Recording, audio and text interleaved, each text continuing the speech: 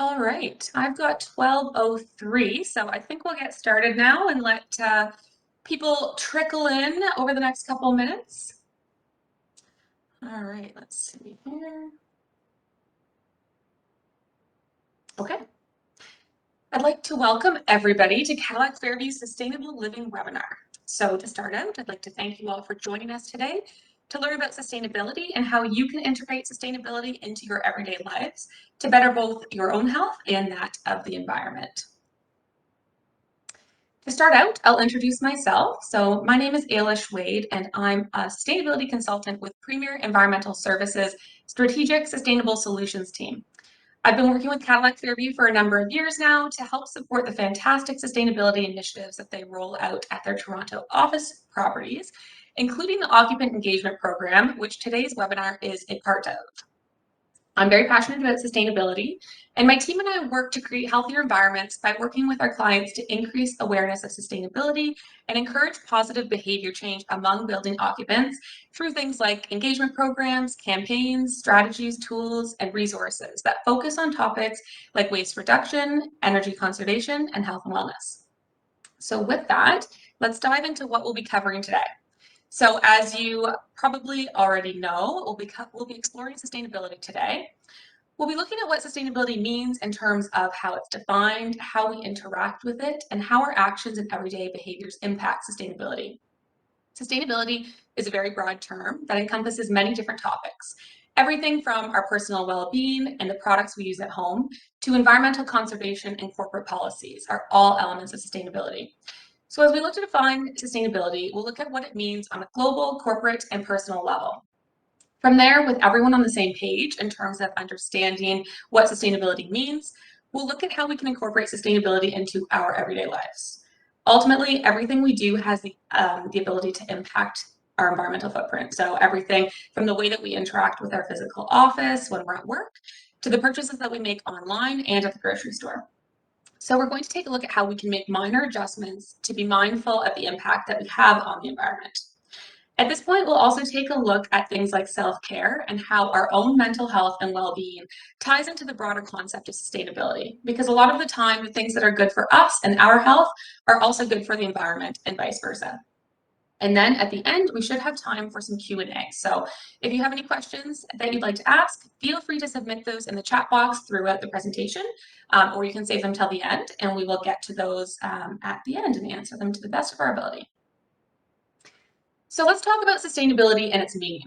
One of the most widely used definitions of sustainability is the one coined by the UN in 1987, and that is sustainability is meeting the needs of the present without compromising the ability of future generations to meet their own needs. Breaking that down, sustainability is essentially controlling our rate of removal and extraction from the planet so that we don't deplete our resources before they can replenish themselves in order to maintain an ecological balance. If we maintain the carrying capacity of our planet, it will continue to be able to support life.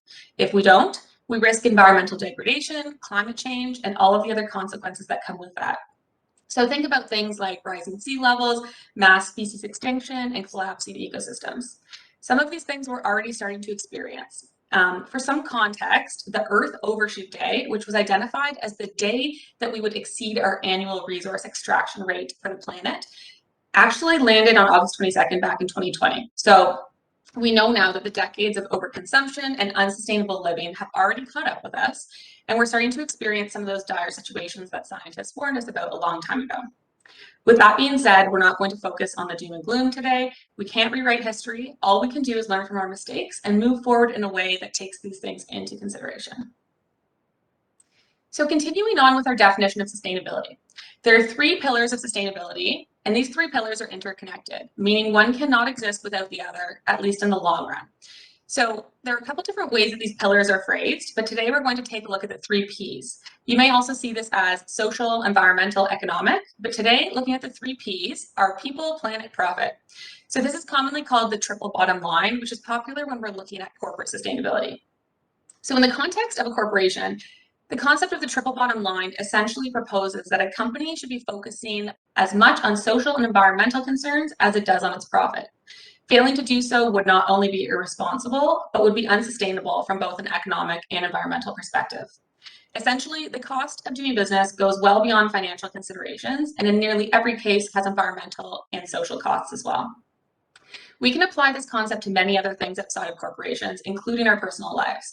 When we make decisions, whether it's a home renovation or a trip to the mall, we should be considering the potential social and environmental implications of our purchases rather than just looking at the price tag.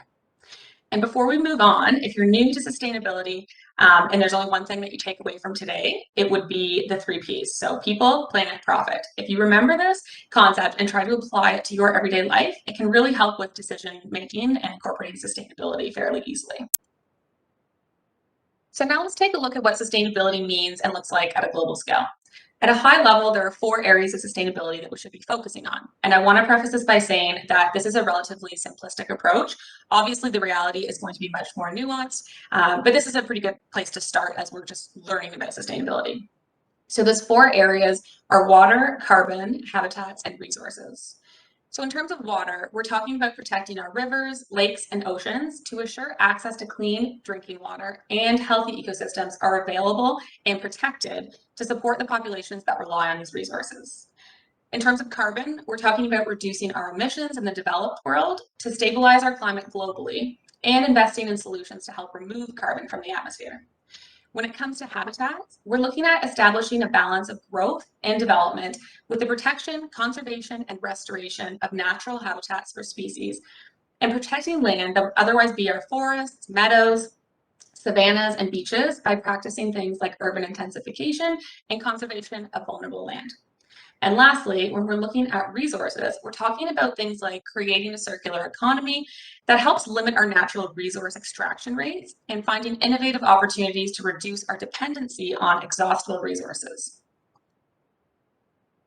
And now looking at sustainability at a corporate level.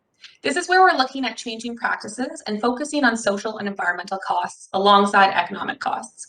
So again, looking at this simplistically, we have 3 main areas of focus from a corporate level: energy, waste, and wellness. How energy and waste are addressed is going to be obviously very dependent on the industry and the nature of the corporation's business. When we're looking at energy, we're talking about things like retrofitting buildings with energy efficient technologies and creating organization-wide guidelines on energy use through things like electronic equipment and travel policies. This is where small actions can really add up to have a big impact, like encouraging staff to turn off electronics like computers before leaving at the end of the day, and unplugging, or shutting down large equipment like printers at the end of the day. From a waste perspective, this involves things like implementing low waste procurement policies and zero waste event and catering mandates. And then lastly, from a wellness standpoint, we're looking at a corporation's most valuable assets, and that's their people. So looking after the physical and mental health of employees through things like engagement, education, and empowerment is essential. And we know that effective strategies can really have a lasting change and benefit both the environment and human health here. I'm sure you can all think of a few things that your organizations do internally that fit within this definition of sustainability. And lastly, we'll look at sustainability at a personal level and what we as individuals can do. A common misconception is that our actions alone can't make an impact and that we should rely on things like industry or public policy to take the lead. That definitely isn't true. As individuals, we play many roles in society as consumers, voters, employees, and community members at large. So we do have the ability to drive industry trends and influence sustainability one action at a time. And our actions collectively do have a significant impact on the environment. Together, we can create lasting change and environmental benefits while also bettering ourselves and our well-being. So individually, some things we can examine are the purchases we make. So selecting package-free options and supporting responsible brands that have made intentional changes to their supply chains and operations in line with global sustainability goals. Then we have our diet. So this is where we consider things like choosing locally sourced, ethically grown foods and filling our plates with vegetables and other foods that have a low carbon footprint. We also have waste accumulation. So looking at setting targets for minimal waste creation and reducing our footprint at home, in our communities, and at the office. From a traveling perspective, we can opt to explore local destinations, we can support ecotourism rather than mass tourism, and select green and alternative modes of transportation. Then we have green space. So looking at how we can transform our properties to host functional and beneficial natural spaces for urban wildlife and pollinators. And then lastly, we have energy use. So this involves being conscious of things like lighting, heating, water use and gas, electricity, all of those things in your home, and investing in new habits and technologies that make energy saving more streamlined, like think about smart thermostats, for example. When we take the time to examine our own behaviors and choices when it comes to things like waste and traveling, we're putting our health and the health of the environment first and making conscious and responsible decisions. So with that being said, let's dive into some practical ways that we can integrate sustainability into our daily lives.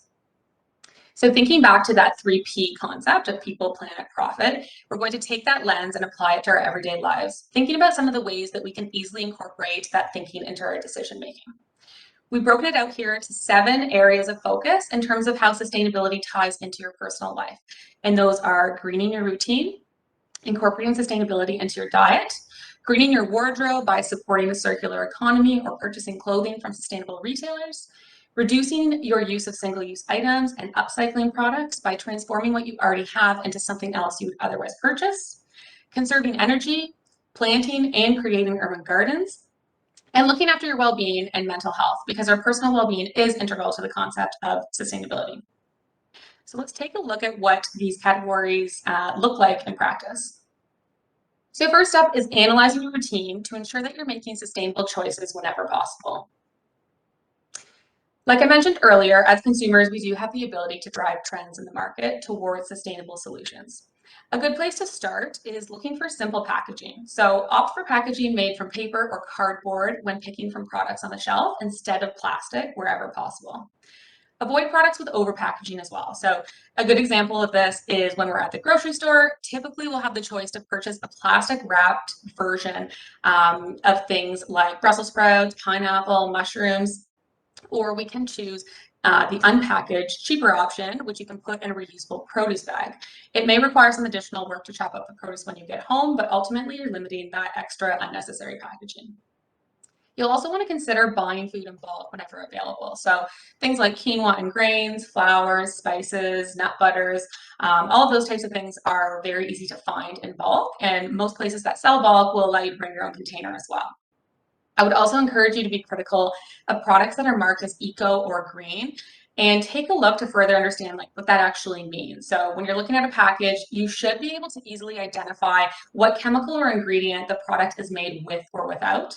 And also keep an eye out for trustworthy sustainability certifications or labels that are commonly found on food products. So some of the sustainability certifications and labels are shown here on the screen. So we have Fair Trade and Fair Trade Certified, which promotes the sustainable use of resources such as land and water. They also ensure that farmers receive premium wages that can be reinvested to grow their business. Rainforest Alliance certified products protect forests and wildlife and support rural farming with training and educational opportunities. You'll see this one on things like coffee, tea, juice, bananas. Then we have B Corp certified. So B Corp certified businesses positively impact their community and the environment, and they have inclusive, diverse workforces and treat their employees equitably.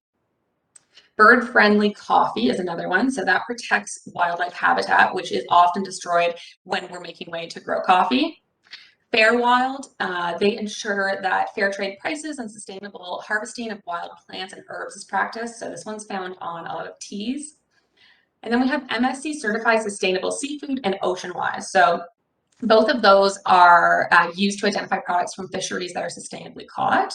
And then the last one is 1% for the Planet. So that's an international organization. It was established by the founder of Patagonia. And the member organizations contribute at least 1% of their annual sales to environmental causes. So these are just some of the certifications and logos to keep an eye out for when you're at the grocery store. So switching gears here a little bit, let's take a look at what it would be like to integrate sustainability into one of our routines. So we'll use our morning routine as an example. For most of us, the first thing we do when we wake up is put on a pot of coffee. Of course, it's easy to get a cup on the go at a chain cafe, but that quickly adds up in cost, and over time will contribute to a lot of waste that ends up in landfill if you're doing that every day. So one way to save money and the planet is to brew your own at home. The cost of a coffee at a cafe can be anywhere from $3 to $6 per cup. And if you're looking at purchasing about 4 of those a week, that's roughly $100 a month compared to a bag of sustainably grown coffee beans, which will only cost you about $30 a month with an in-home brewing system. Of course, I'm not saying you should never treat yourself to coffee from a cafe, but when you do, please remember to bring your reusable mug where they are accepted. When you're making your own coffee at home, there's so many different machines and options to choose from. I'm sure you've all heard about the waste problem that's associated with plastic K-cups that are used in machines like Keurig. But even in that case, if you have a Keurig at home, there's simple ways to work with what you have to make it more sustainable. So in the example of Keurig, you can easily purchase one of the reusable pods that you can fill with your own coffee to reduce waste and save money. If you have an espresso coffee machine, you can participate in their capsule recycling program. So that's where you send all of your used capsules back to Nespresso, who will recycle the pods for future use. Or if you just have a basic coffee maker like me, making your coffee sustainable just simply involves purchasing sustainably grown coffee beans. So with the example of your morning coffee, there are many different ways that you can integrate sustainability just by making small changes to your habits. So now that our coffee is down, let's move into the bathroom to get ready for the day. To keep your water consumption low, a simple trick is to time your showers to songs in the morning. So you can pick 2 songs if you want to keep your shower under 10 minutes, which should be plenty of time. As North Americans and in Canada in particular, we have some of the longest showers anywhere in the world. And as a result, our water usage is significantly higher. So it might not seem like a lot in the grand scheme of things, but our long showers definitely add up and contribute to our environmental footprint. Now, taking a look in the shower, we normally see a lot of single-use plastic bottles, but there are actually a lot of great alternatives out there to help reduce the number of single-use plastic containers that we're bringing into our homes. So shampoo and conditioner bars, for example, are a great alternative. Or if you're someone who uses salon brand products, there are a few salons and brands out there that will offer refill and container take-back programs to help give that plastic bottle multiple lives. Body wash is another one that's very easy to switch from plastic bottles to a bar form. Obviously, soap is very easy to find, but I find Lush is a really great place to look for alternatives to plastic bottles. They have bar forms of almost everything, including body lotion, shampoo, conditioner, everything. Some other simple swaps that you could make include replacing your plastic toothbrush with a bamboo one. You can find those now at most major retailers where you normally buy a toothbrush, or buying toothpaste or toothpaste tabs, which you can see up here on the screen, that come in a metal or glass container instead of the plastic tube. You can also find alternatives to floss and purchase a reusable floss container, like you see up there on the screen as well in the middle. And that reduces the need for those single-use plastic floss containers. And then things like buying a set of reusable cotton rounds to use instead of single-use cotton balls and reusable Q-tips. Reusable Q-tips may sound odd, but there's a really great company called Last Swab. You can see the one up on the screen there. And they're silicone Q-tips that reduce your need to purchase Q-tips over and over again. All of these things can be found at places like Bulk Barn or Whole Foods in Toronto or health food stores. So Organic Garage is one I really like. They have several locations across the GTA. Or if you're looking for some higher end sustainable alternatives, the Detox Market is also a really great source for personal care and beauty products that are good for you and good for the environment. So on the topic of personal care products, I just wanted to quickly touch on the ingredients that we commonly find in our products, because I find many of the ingredients are not only unsustainable, but they're also unhealthy for us. So from a sustainability perspective, it's worth taking a look at your products to understand if it's time to swap them out for healthier alternatives. The David Suzuki Foundation has a really great report called The Dirty Dozen, and it lists the 12 most commonly used and commonly found chemicals that are in personal care products. So we've listed some of them up here on the screen. When you're choosing products that wash into your drain, be sure to check if anything contains any of these ingredients. They range from being endocrine disruptors to being toxic for fish and wildlife in our ecosystems. So this is not an inclusive list. I'd encourage you to do some research, but some to get you started are phosphorus, parabens, BHA and BHT, and sodium lauryl sulfate. Beyond that dirty dozen that I just mentioned, some other really great resources to look into if you're curious about the health and environmental impacts of your personal care products are Think Dirty and the Environmental Working Group's Skin Deep database. So both of these databases rank products on their potential hazard, so you can get a good understanding of what you're putting on your skin and how the chemicals impact the ecosystem on the other side of your shower drain. I personally like the EWG one the best. If you go to their website, you can enter in the name of the product that you're curious about. Most popular products are listed on there, and it's also a good resource to help you figure out what a good, healthy alternative would be as well. When it comes to beauty and skincare products, you can also try to upcycle things that you already have in your home. So, for example, aloe is a great moisturizer.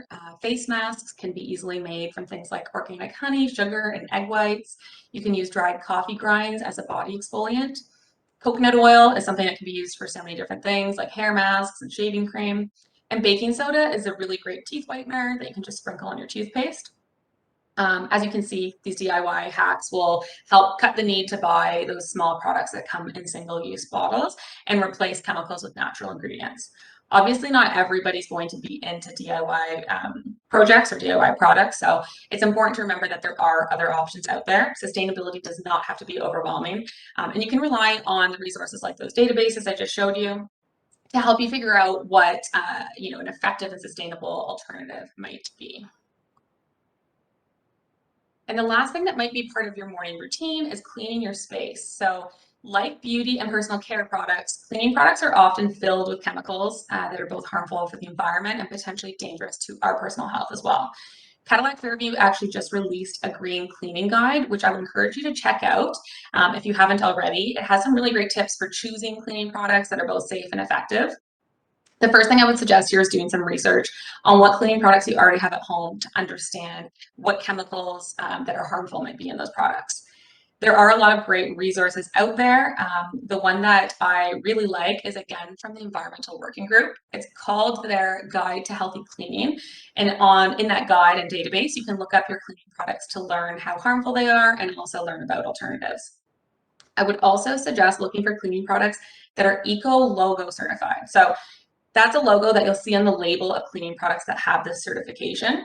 It's the only certification that's officially recognized here in Canada, but there are a couple other ones that are reputable as well, like Green Seal or EPA's Safer Choice.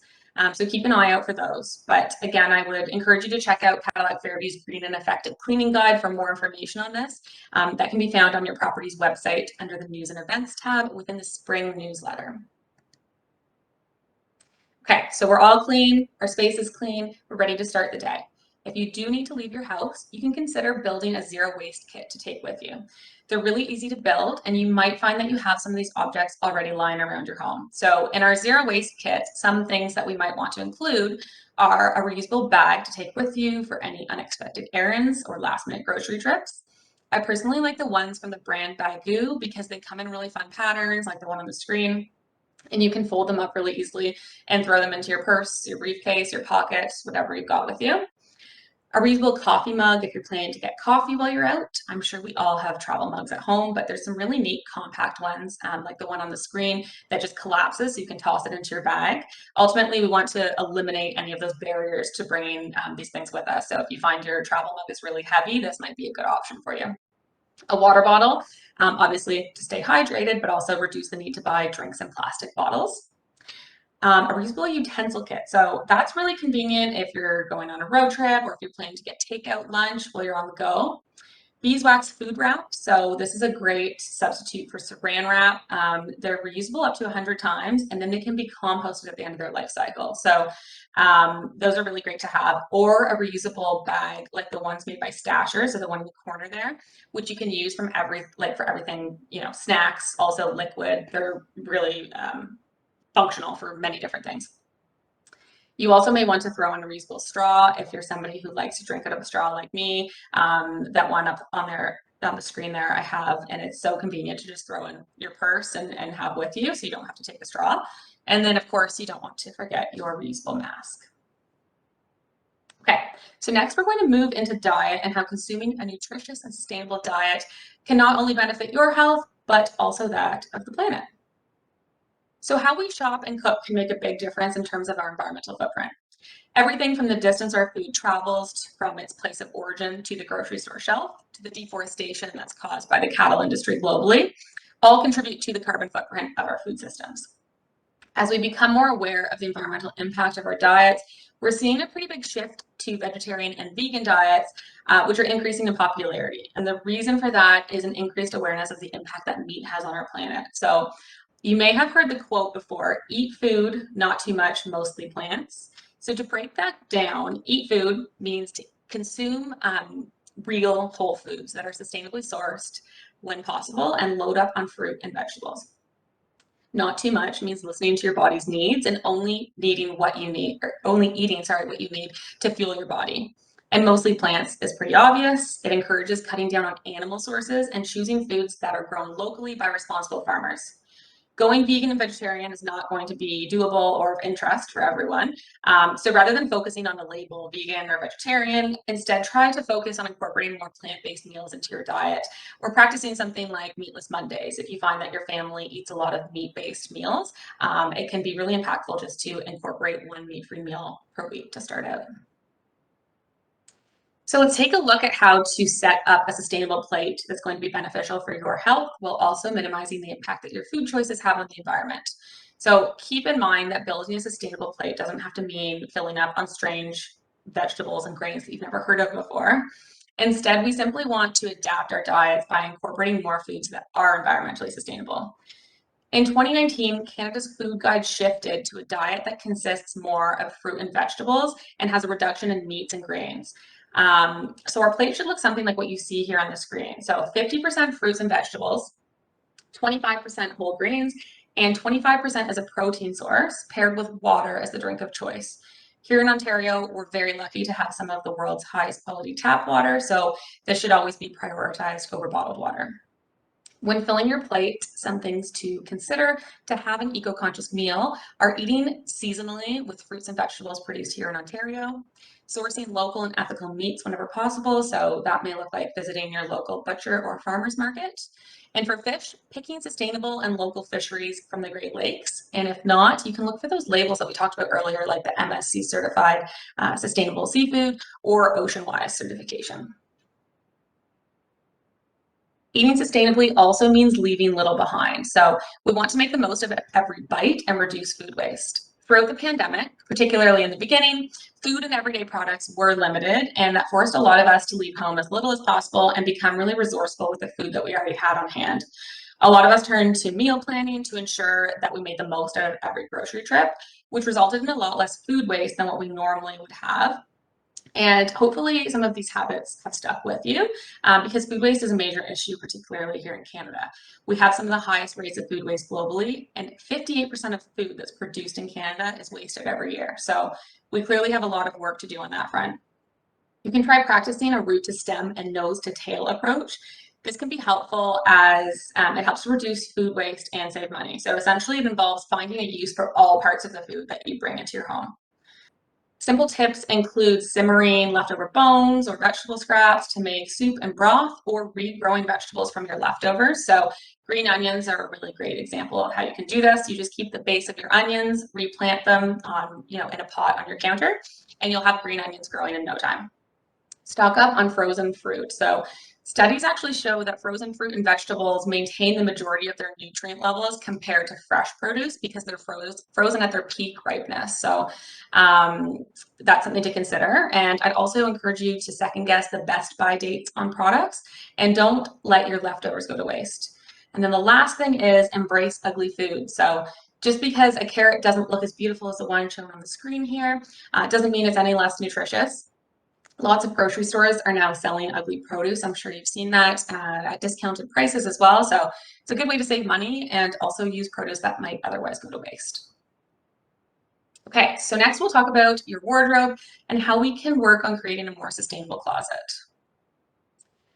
So our clothes actually have a fairly large impact on the environment. And with the introduction of fast fashion, we've fallen into a really unsustainable way of acquiring and disposing of clothes to keep up with those ever-changing trends.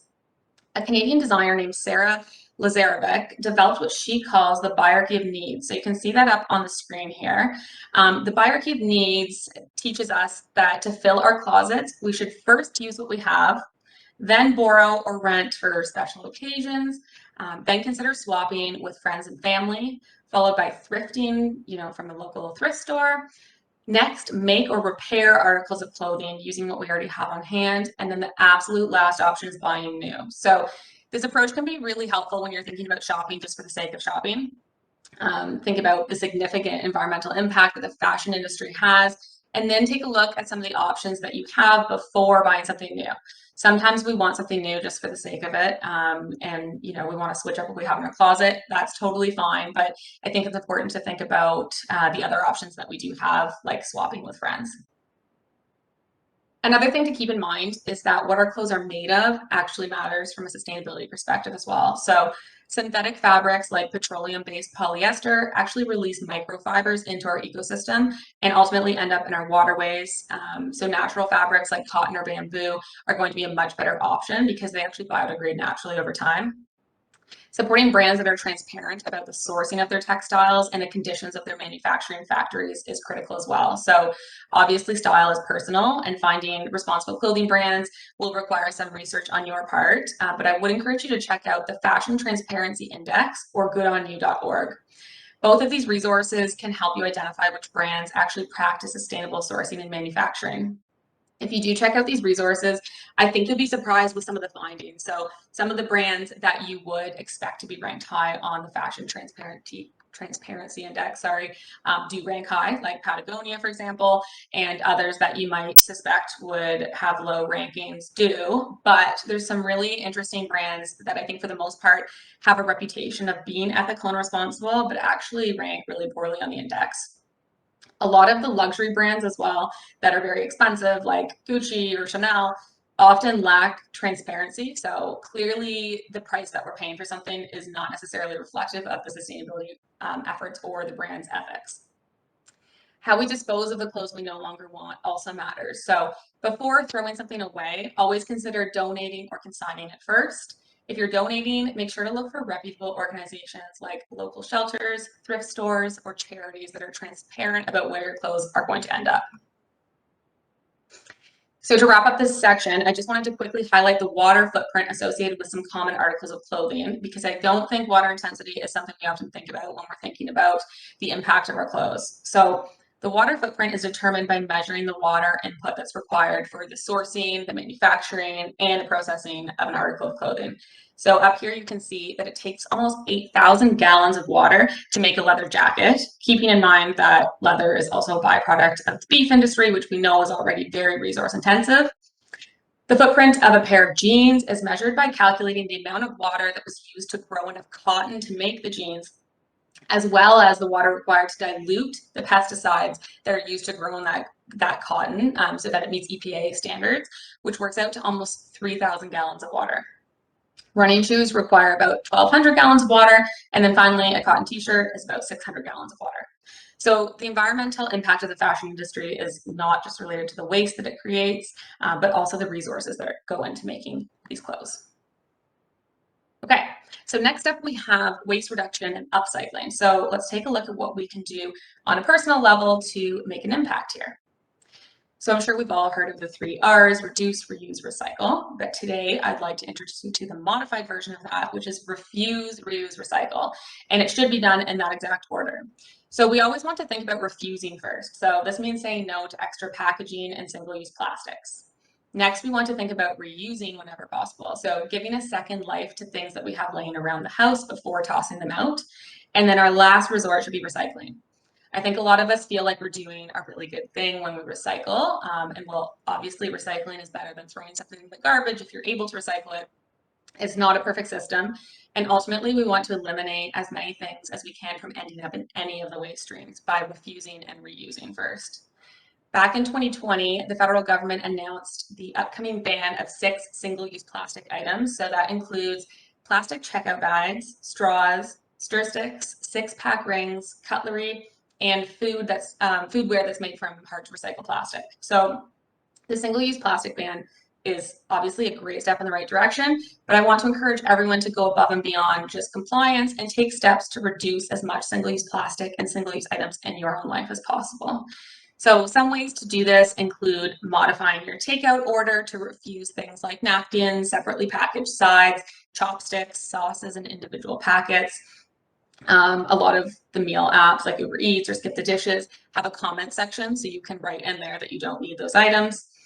Bringing reusable bags and your own reusable straw when you do, or sorry, reusable mugs and a straw when you go to your local cafe. That's a great way to reduce the need for a takeout cup or a straw. Obviously, during the pandemic, a lot of retailers have changed their policies on bringing your own mug and container, but it's something to keep in mind whenever they are accepted. Remembering to always have a reusable grocery bag and produce bags for shopping is important as well. If you drive to the grocery store, you might want to keep some in your trunk so that they're always there rather than having to remember them and pack them before you go to the store, which I know is a challenge and I forget all the time. Get into the habit of carrying a reusable water bottle if you don't already do that. And if you ever need an additional reason to quit smoking, protecting the environment is a good one. Environmental groups like WWF, the Great Canadian Shoreline Cleanup, Greenpeace, and Environmental Defense have all found that cigarette butts are actually the #1 item found on beaches and in our water.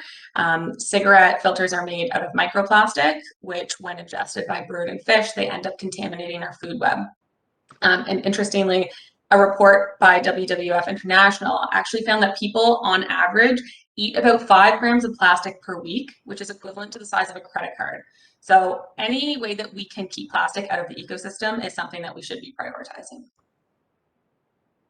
Moving on to the reuse part of refuse, reuse, recycle. So upcycling is a great way to promote a circular economy and keep waste out of landfills. And it's based on the concept of giving an existing product a second life. So some simple upcycling projects that you could do at home include turning empty cans into plant pots, turning beautiful jars from old candles or things like that into storage containers. Wine bottles and other nice glass containers can also be easily turned into cups using a glass cutter and sanding paper, like the one you see up here in the picture is an example of kind of using a basic wine bottle, but as we know, there's beautiful wine bottles at the LCBO that you can turn into tumblers and sand the edges down. The list goes on and on. If you're interested in doing upcycling projects, Pinterest is a really great resource for ideas. It's also a really fun project to engage your kids in. So if you have a family at home, I would encourage you to check that out and see if you can come up with something creative to make with your kids. And moving on to the third R. So we have some tips here to help maximize the effectiveness of your efforts and limit contamination in your waste streams. So one of the biggest sources of confusion when it comes to what can go in your compost or organic bin is related to compostable versus biodegradable. These terms are sometimes used interchangeably, but they actually have very different meanings. So I just want to explain a little bit about what each of those means. So biodegradable refers to any material that breaks down and decomposes in the environment over a period of time. So that technically is most things. Whereas compostable goods are made from renewable materials and organic matter, which break down just from the exposure to air, moisture, and heat. Products that are labeled as biodegradable can take several years to break down and require special infrastructure that most municipalities and facilities don't have. And in some cases, they can even leave toxic waste behind. A lot of the time, we also don't know how long a biodegradable product is intended to break down either, because that information is often not included on the label for the product.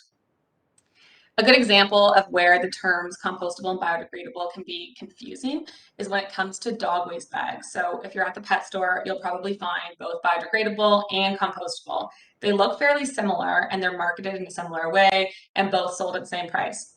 The main difference here is that the biodegradable bags are made with plastic, and that requires intensive infrastructure upgrades that, for example, the city of Toronto doesn't have to truly break down that plastic, whereas the compostable ones are made from plant-based materials and they'll actually break down naturally without the cost of or without the need for that intensive infrastructure. So the main takeaway here is if you have the option to choose, always opt for compostable because you will know that it'll truly compost and won't leave any of that toxic waste behind the way some biodegradable items might. Okay, so recycling. The first step to proper recycling is confirming that your item is actually recyclable. Depending on where you live, your city or municipality may have a tool online that will let you know what's accepted in each waste stream. So For example, the City of Toronto has a great tool called the Waste Wizard. You can see it up here on the screen. It actually lets you look up the item you're trying to get rid of, and it'll let you know where it belongs. So for home recycling, I would encourage you to check out the Waste Wizard or whatever your local equivalent is to make sure that you're familiar with what belongs in the recycling before assuming something is recyclable. When you're back at the office, Cadillac Fairview has some really great resources as well to make sure everyone is clear on what belongs where. All the properties have waste toolkits available online that go over each waste stream. If you need any help accessing those, feel free to reach out. We can point you in the right direction.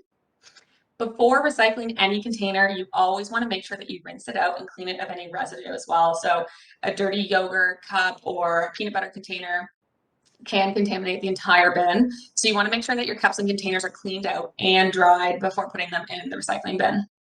If the item you're recycling contains multiple parts, so like a plastic label or a lid, try to remove that to the best of your ability. And as a general rule of thumb, and something to remember when you're looking to recycle, is when in doubt, throw it out. So this sounds counterintuitive because obviously we want to encourage recycling and composting for sustainability purposes. But at the end of the day, it's more important to avoid contamination than it is to capture items that are not recyclable in the recycling bin. We definitely don't want to encourage you to throw everything into the garbage at all. But if you're ever confused and you've looked up on the Waste Wizard, done some research, and you still can't figure out where it belongs, it's best to just throw it in the garbage. Here, I just wanted to draw your attention to the waste toolkits that I mentioned that are available for your office for when you do return to work. So like I mentioned, Cadillac Fairview has some really great resources that explain how the waste streams work at your property, and I definitely would encourage you to check those out. Recently, your property switched from single stream recycling to multi-stream, meaning that your items now need to be separated into two bins, so one for paper products and one for glass, cans, and plastic. This move to multi-stream recycling was implemented as a way to increase waste diversion and ultimately enhance the recycling efforts at the property. So please make sure that you're familiar with that new system before you head back to work.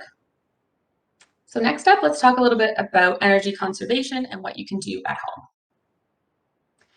So taking steps to be more energy efficient will not only help the planet, but it also will likely help you cut back on costs at home as well. So things like replacing older light bulbs with energy efficient bulbs or LEDs is a really great way to cut back and set yourself up for long-term energy efficiency. Setting sleep or away schedules for heating and air conditioning is also an easy way to avoid unnecessary usage between the hours of, say, 11 p.m. and 6 a.m.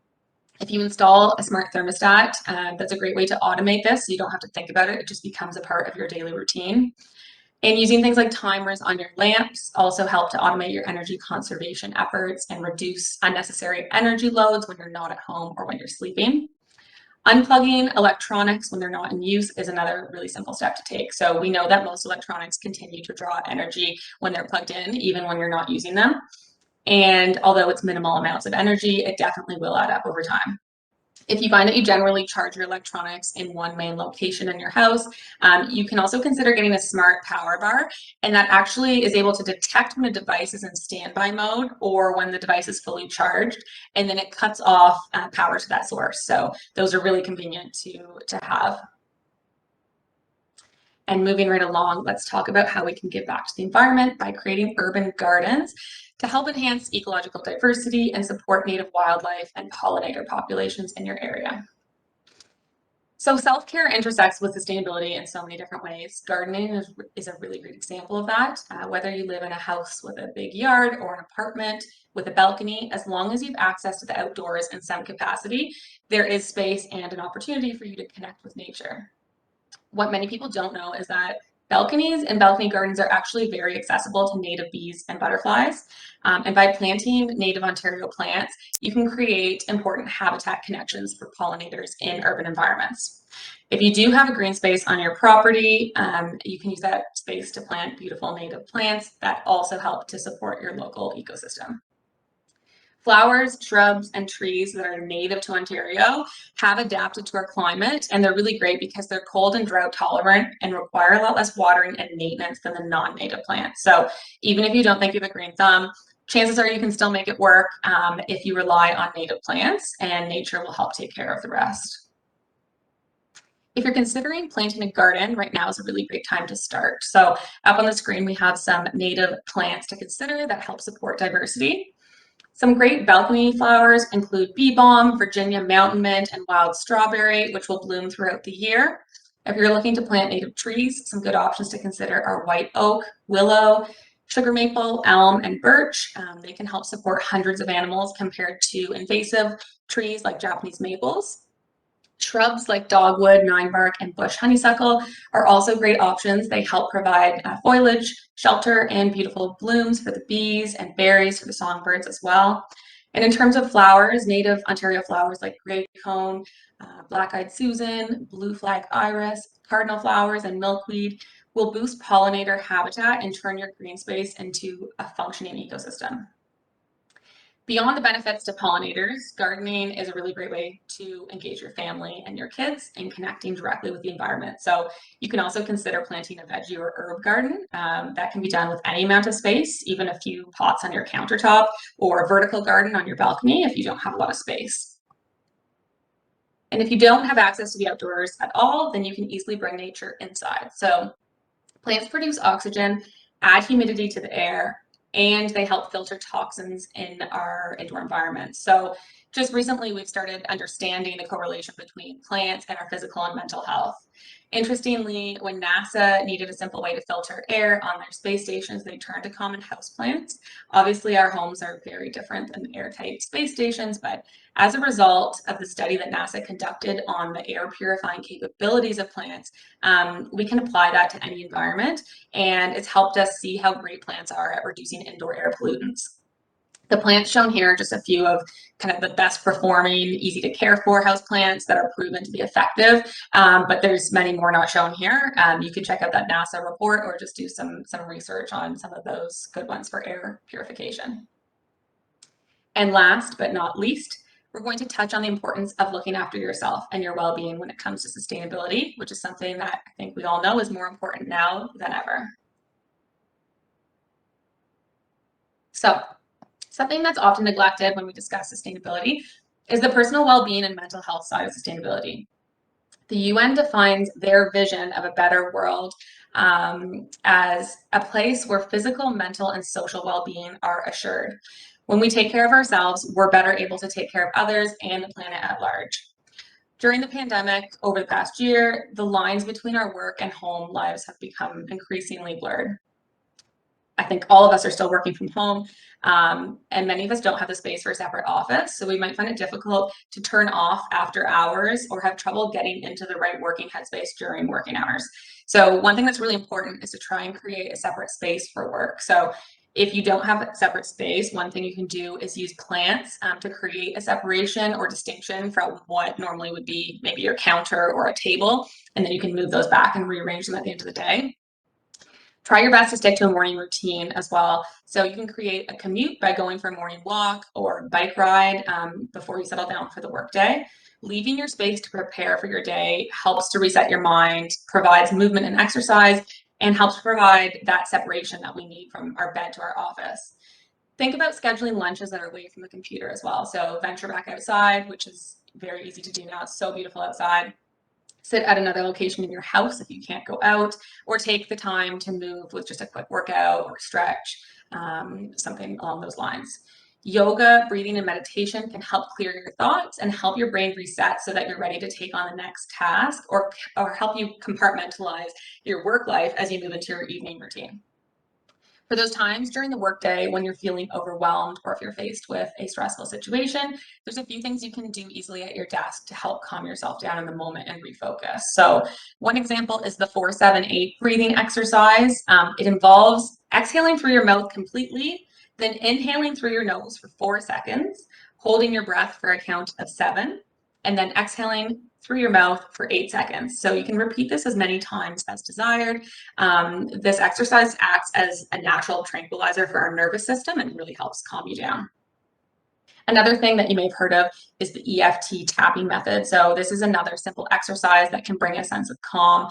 It's known for treating physical pain and emotional distress. So the intention is to stimulate the instant release of stored emotions by tapping along meridians in an acupressure-like fashion. So there's a really great app that you can download that kind of walks you through EFT and how to practice it at home. Self-care is really great. It's a really great way to help take care of your mental well-being. And like I mentioned earlier, what's good for our bodies is usually good for the planet too. So this idea of caring for our earth and focusing on sustainability has to involve attending to our own wellness as well. It's when we feel unsatisfied that we're most likely to overconsume, which is not helpful for the planet at all. I'm sure many of us can relate to this when we think about times we've maybe turned to online shopping as a way to pick ourselves up when we're feeling down. But some natural ways to feel better and take care of yourself and your health include exercising, getting good quality sleep, creating a strong support system to lean on amongst your friends and family, spending time outside, and pursuing or picking up new hobbies. For some, self-care is also about the circular outcome of their decisions and how they're affecting the chain of life. So we know that humanity craves community and the earth is hungry for change. We need to reduce the excessive consumption habits, reconnect with society, and care for nature to learn that happiness doesn't always come from instant gratification or material objects. We need to focus on taking care of ourselves and the places that we inhabit. I think we all know how good it can feel to be in nature. The sounds of the forest, smells of the trees, the fresh, clean air, and sunlight streaming through the leaves can bring us comfort and help ease our stress and worries. Forest bathing, or Shinrin Yoku, is a Japanese practice that doesn't involve hiking, exercising, or jogging. It's simply being in nature and connecting with it by opening your senses to bridge that gap between yourself and the natural world.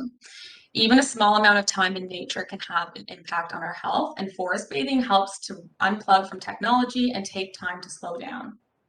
If you look up forest bathing or Shinrin Yoku online, you'll find tons of helpful resources that explain the benefits of it and how to partake in this really simple but therapeutic self-care practice. So with that, I'd like to wrap up today's presentation with a few key high-level takeaways. So like I mentioned earlier in the presentation, sustainability balances socioeconomic growth with the interests of our environment. An easy way to remember this is through those 3 Ps we talked about: people, planet, profit. While this concept is more often applied to corporations, it can also help guide your everyday choices in a way that benefits your mental and physical health and the health of the planet. For people, take care of your body and mind with a nutritious and sustainable diet and practice self-care. For the planet, give back to the earth by creating green spaces and connecting with nature. And for profit, make sustainable choices and purchases with the health of the planet in mind. I hope that today's session left you with some easy to implement lifestyle changes that you'll be able to incorporate and feel good about the positive impact that you're having on your health, your family's health, and the health of the planet going forward. So that concludes our presentation. If there's any questions, we'd be happy to answer those at this point. Feel free to submit a question in the chat box on the right-hand side, and I will do my best to answer it. That was great, Ailish. Thank you. We had a few comments and questions that came in. I just want to share them quickly. So an appreciation for the reusable floss. One person mentioned they were able to find that on Etsy, the EWG site, and some of the different apps that were mentioned. A lot of people liked those. For clothing, a suggestion to make use of tailoring and companies that fix clothes and shoes, which is definitely a great point, giving those items, that second life that you were speaking about. And looking for items on Facebook Marketplace, which can be really great for growing kids especially. So loved that suggestion. Headspace was another suggestion for a good app for wellness, sleep, and meditation. And the EFT app, for anyone that missed it, is called the Tapping Solution. We shared the link for that in the That's chat. Great. Yeah, it's a really great app. I would definitely encourage you guys to check that out if you struggle with anxiety or calming down at all. It's such a simple technique and just worth a try. For sure. And then finally, a few were just wondering if the presentation would be available after, because there were some great resources for everyday changes. So we will be making the recording of this session available after the webinar, so you can reference it at any time. So that information will be circulated. But again, you have the contact information when you RSVP'd. So if you have any specific questions, you can reach out to us at any time. Great, absolutely. Thanks, Courtney. Okay, well, thank you everyone for attending today. I'd like to leave you with this quote from Howard Zinn. So, small acts, when multiplied by millions of people, can transform the world. Please feel free to reach out if you have any further questions. Otherwise, take care, and I hope you all enjoy this beautiful day. Thank you.